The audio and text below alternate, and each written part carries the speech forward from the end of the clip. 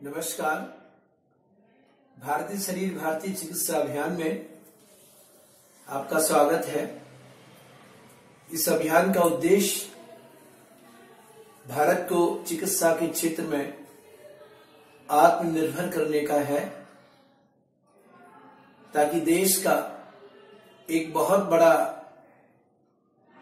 राशि, देश की बहुत बड़ी राशि विदेशों में जाने से बच जाए और असमय में जो लोग ब्लड प्रेशर की गोली खा खा के मर जाते हैं अज्ञानता के वश, क्योंकि उन्हें पता ही नहीं है कि जो ब्लड प्रेशर की गोली है ये आप किसी लक्षण के लिए खा रहे हैं या किसी बीमारी के लिए खा रहे हैं।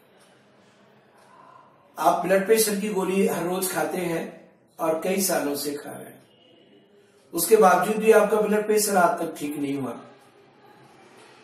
ब्लड प्रेशर की गोली खाते खाते लगभग 5वीं पीढ़ी आ गई है और 5वीं पीढ़ी के लिए 5th जनरेशन की दवाइयां भी आ गई है।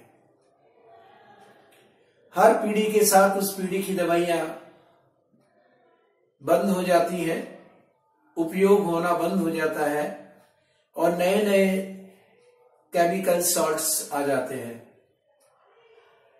1950-60 में जहां एडल्फिन से प्रारंभ हुआ, शर्पानिल से चालू हुआ ब्लड प्रेशर का इलाज, आज टेलमिसॉर्टिन तक आ गया है और भी आगे कुछ नए सॉल्ट्स आ गए।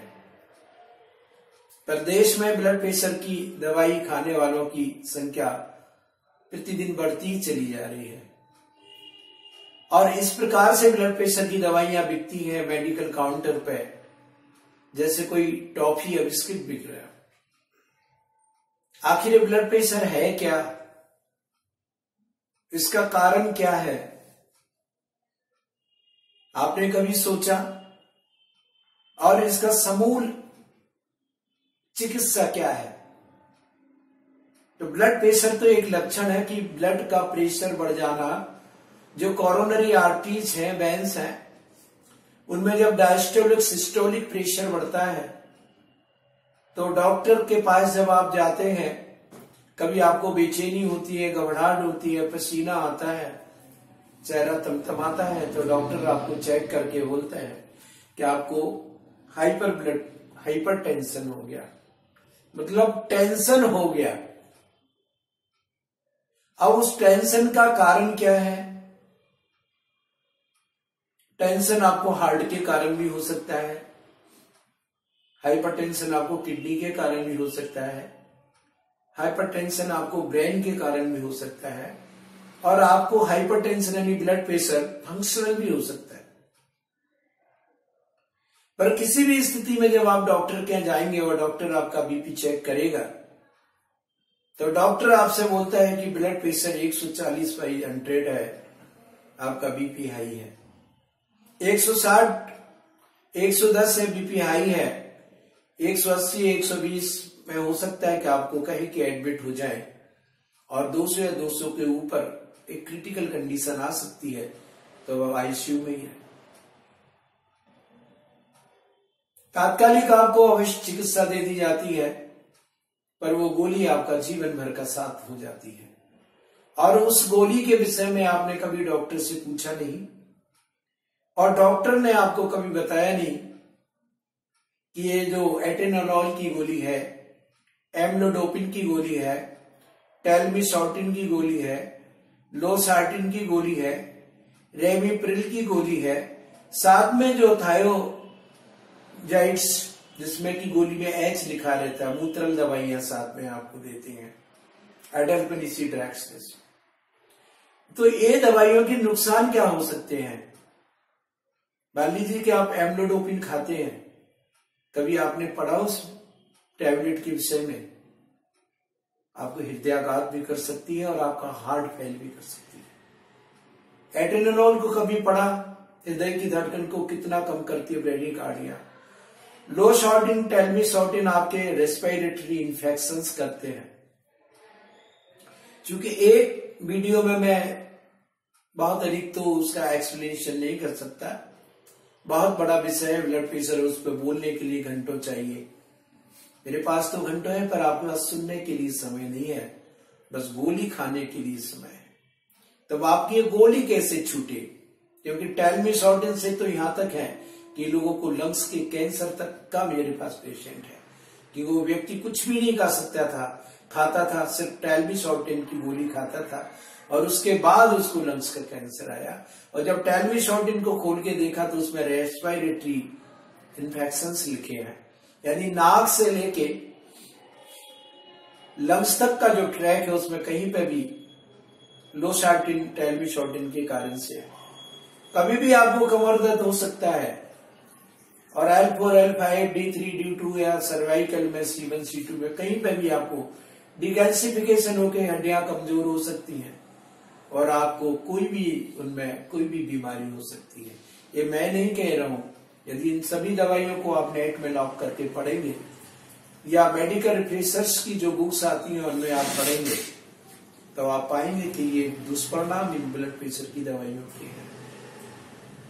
अब ये ब्लड प्रेशर की दवाइयां बंद कैसे हो? पूरे देश में अरबों खरबों की प्रतिदिन दवाइयां लगती हैं और सब सॉल्ट्स ब्रिटिश मेडिकल एसोसिएशन के द्वारा रिकमेंडेड है, WHO द्वारा रिकमेंडेड होंगे, हमारे सरकार के एग्रीमेंट्स होंगे। पर हमारे देश में जो ब्लड प्रेशर की दवाई की चिकित्सा थी वो तो कई हजार सालों से थी। उच्च रक्तचाप करके चरा सभी ने उसका व्याख्यान दिया है और उसकी चिकित्सा भी दी है। कारण मन के आवेग, मन की ईर्ष्या, मन के भय, डर, क्रोध, अनायास दुर्घटना, ये सभी कारण ब्लड प्रेशर के हो सकते हैं। परिस्थिति वक्त ब्लड प्रेशर बढ़ जाए तो परिस्थिति के हल होती वो ब्लड प्रेशर कम हो जाता है।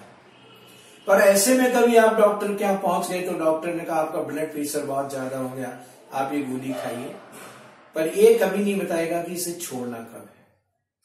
और जब ये गोली खाते खाते आप उसके आदी हो जाते हैं फिर भी ब्लड प्रेशर बढ़ जाता है तो डॉक्टर उस दवाई के सॉल्ट को बढ़ा देता है या 1 में 2 सॉल्ट्स कर देता है। अब ये दवाई छूटेगी कैसे? परिस्थितियां बदलती नहीं है।